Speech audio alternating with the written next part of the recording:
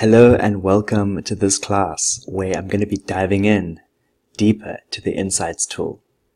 I'm on the instructor dashboard right now and I'm going to go right here to Insights, and this will take me to the Insights tool that Udemy has created and something that I'm very excited about.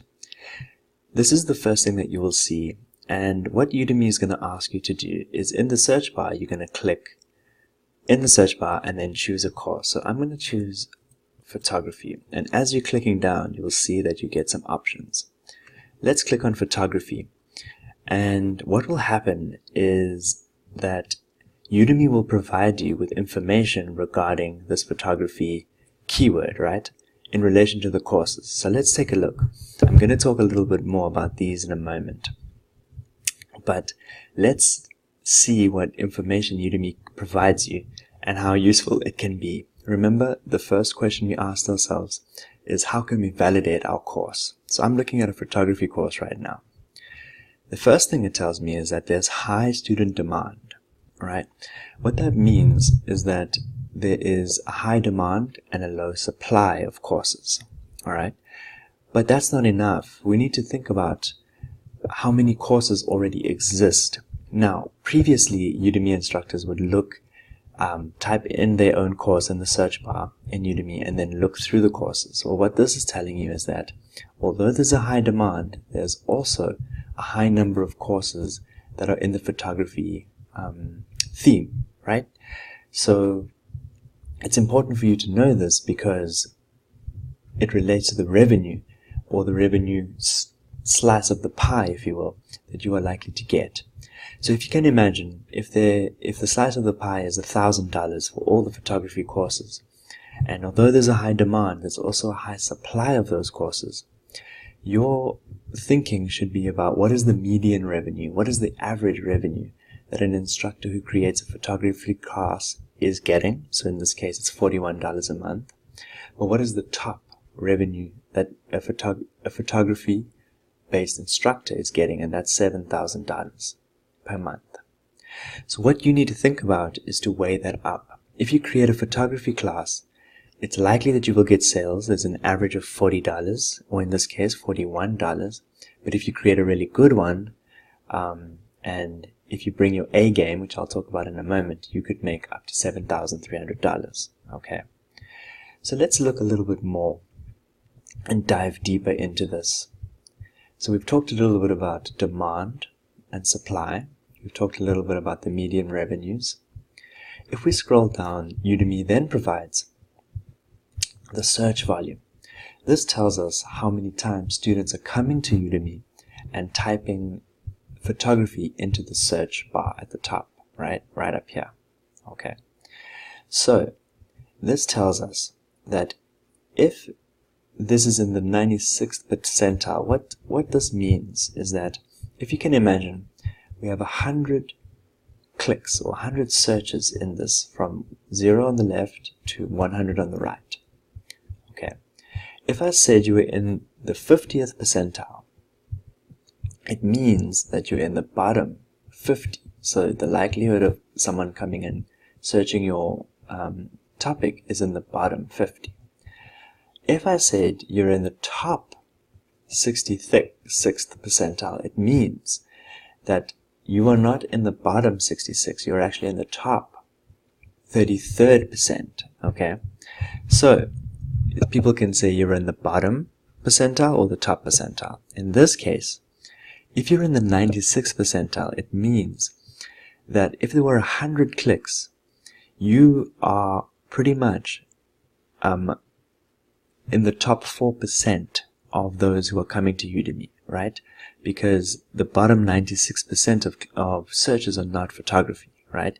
You are in the top 4% of this. So if it says here, if your topic is in the 66th percentile, then your demand for this topic is higher than 66%, which means that more than 2/3, in this case, more than 9 out of 10, or 96% of people are looking for this course. Okay, it's a very high number. Now, what we also have is search over time, right?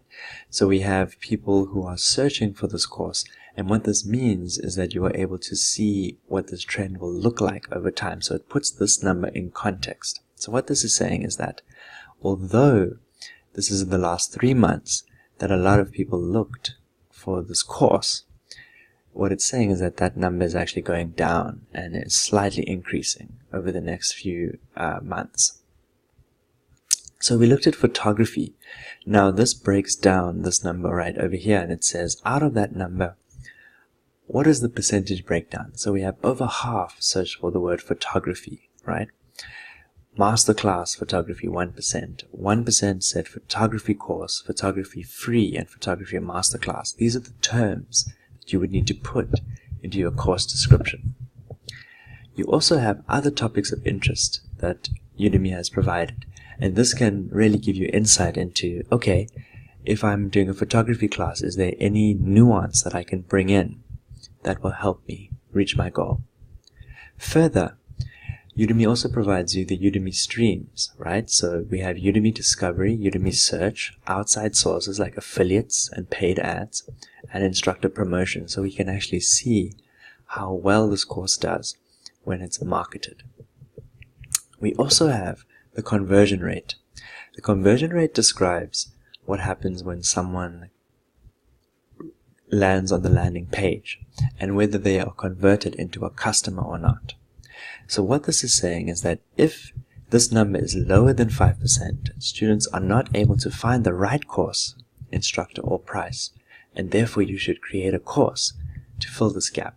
In this case, you're at 5.5%, which means that you're slightly over the threshold. However, that means that there still might be opportunity to create a niche course that can really do well in the photography section. And as we can look, we can see that there's 114 courses listed in photography. We can see that the conversion rate for those courses that have a rating of over 4.5 is 22%. So that's really, really high, 1 in 5 basically. And then enrollments going to highly rated courses. So those that are above 4.5, we have an 87% enrollment rate. Okay, and these are the top courses in photography. Now, what you can see is that the titles mimic some of the keyword searches here. You can see complete masterclass to photography, and you can see photography masterclass. And this means that Phil Ebner, who's the instructor here, is actually using these search terms, the SEOs, to drive traffic, right? And you can see that Phil has actually perhaps got many photography courses. We might find that a lot of these are actually Phil's courses. And so as you're thinking about this, and as you're thinking about your planning, you need to take into account each one of these features. Many of us as instructors may be stuck up here and thinking about, okay, median revenue I can do with $41 a month for each course. I would love to do with $7,300, but I could do with $41. However, if you want to be successful in photography, you need to think about this conversion rate, and you also need to think about the role of the paid ads. Most importantly, I would argue that this is most critical because it brings into account the review system and thinking about the ways in which reviews actually impact your goals. Now, in the next lecture, what we're going to be talking a little bit about is actually seeing what the icons mean at the top. We noticed that we had some icons over here. Well, we're going to talk about what these mean and how these impact the way in which you look at this course.